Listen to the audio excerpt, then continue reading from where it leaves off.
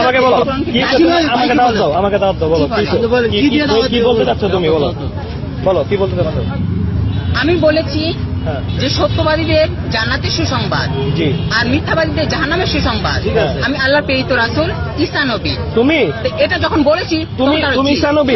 আচ্ছা good fine.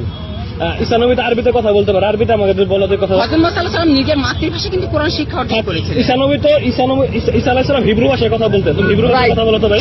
আল্লাহ যতক্ষণ আল্লাহ বলতে আমি তাকে খুশি তাকে। ঈসা আলাইহিস সালাম কখন নামবে জানো? কোথায় নামবে? দামেস্কে একটা দুইটা মসজিদের মধ্যে ঈসা আলাইহিস সালাম নামবে।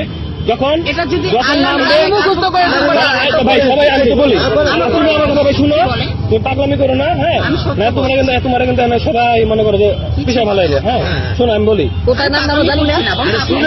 শুনো আল্লাহ রাসূল সাল্লাল্লাহু আলাইহি ওয়াসাল্লাম ভবিষ্যৎবাণী করেছেন ঈসা আলাইহিস সালাম যখন নামবেন তখন ইমাম মাহদী থাকবেন। ইমাম মাহদী থাকার সাথে সালাত আদায় হবে। তখন ঈসা আলাইহিস সালাম দুইজন ফেরেশতার কাঁধে ভর করে সে নামবে দামেস্কে দুইটা মসজিদ সাদা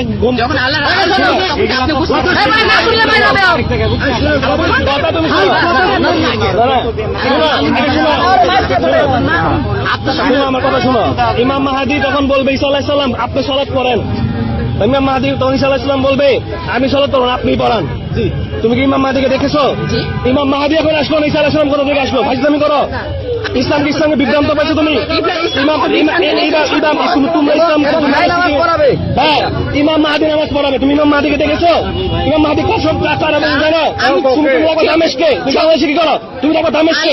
আল্লাহ যাকে খুশি থাকে যে হ্যাঁ পাগলামি করো না।